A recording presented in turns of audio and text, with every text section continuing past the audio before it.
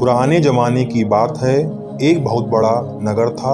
उस नगर का राजा बहुत ही दुष्ट प्रवृत्ति का था, जिससे उस नगर की सारी जनता उससे बहुत परेशान थी। एक बात और, उस राजा के एक हाथ, एक पैर और एक आंख नहीं थी, जिसकी वजह से वह बहुत ही क्रूर और डरावना दिखता था। समय के साथ जब राजा बूढ़ा होने लगा तो उसने अपने पुत्र को राजा बनाने के बारे में सोचा और उसने नगर में इसके बारे में घोषणा करवा दी।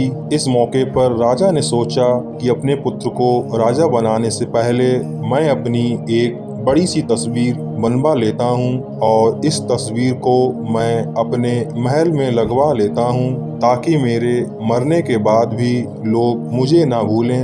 राजा ने अपने नगर से बेहतरीन चित्रकारों को बुलवाया और उनसे कहा, जो भी चित्रकार मेरी सबसे सुंदर तस्वीर बनाएगा उसे मैं इतनी धन दौलत इनाम के रूप में दूंगा कि उनकी 7 पीढ़ी घर बैठकर खाएंगी।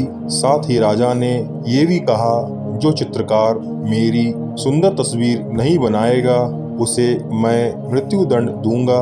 मौत का नाम सुनकर सारे चित्रकार डर गए और किसी भी चित्रकार ने राजा की तस्वीर बनाने की हिम्मत नहीं की, क्योंकि एक आंख से काने बदसूरत राजा की सुंदर तस्वीर बना पाना मुश्किल था। ऐसे में कई सारे चित्रकारों ने इस काम के लिए मना कर दिया था, लेकिन एक चित्रकार ने सोचा कि यह एक सही मौका है अपने आप को सफल बनाने का।